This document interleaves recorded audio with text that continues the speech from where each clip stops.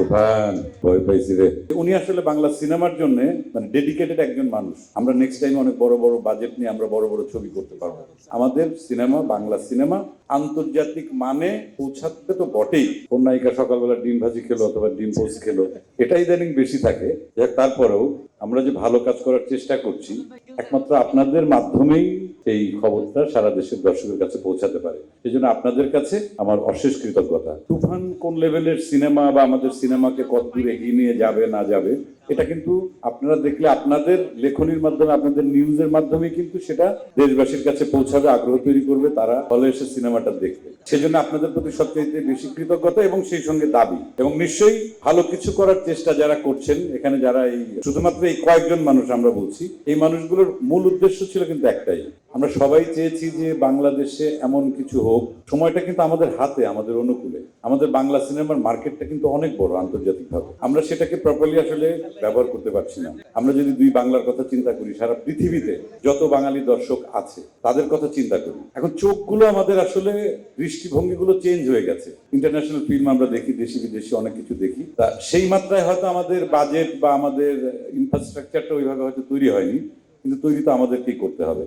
এবং সেই তৈরি করার চেষ্টার জন্যই আমি কেন এই ছবিতে আমি ইনক্লুড হলাম। শাকিল ভাই, রনি এবং রাফি যখন আমাকে কল করলো যে আপনার সঙ্গে একটু কথা আছে, আসুন। আমি যখন দেখলাম শাকিব ভাইয়ের সঙ্গে আমার এর আগে যতবার দেখা হয়েছে, কোনো হয়তো অ্যাওয়ার্ড প্রোগ্রামে অথবা কোনো ব্যক্তিগত কোনো প্রোগ্রামে, সেখানে ওনার কথাবার্তা শোনার পর আমার মনে হয়েছে উনি আসলে বাংলা সিনেমার জন্য মানে ডেডিকেটেড একজন মানুষ, শুধুমাত্র অভিনেতা নন। আমরা অনেকে ইন্ডাস্ট্রিতে কাজ করি, কিন্তু সেটা অনেকে করি শুধুমাত্র রুটি রুজির জন্য, কেউ করি সিনেমার স্বার্থে, কেউ করি শিল্পের স্বার্থে।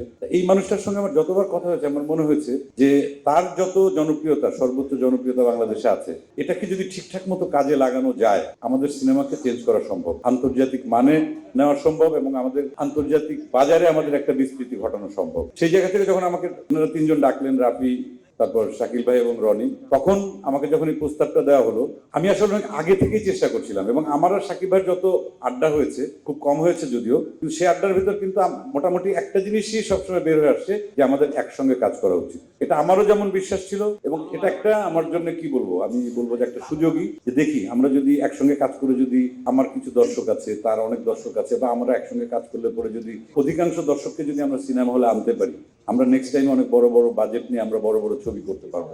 সেই সঙ্গে কলকাতার দর্শককে ইনক্লুড করা। মিমি ওইখানকার মোস্ট পপুলার একজন অ্যাক্টর, আমি যেটা বলবো তার জনপ্রিয়তা ওখানে তুঙ্গে।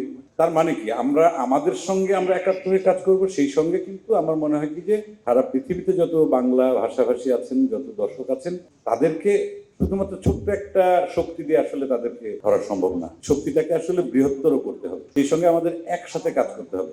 এবং এই ছবিতে আমি রাফিকে স্পেশাল একটা থ্যাঙ্কস জানাই।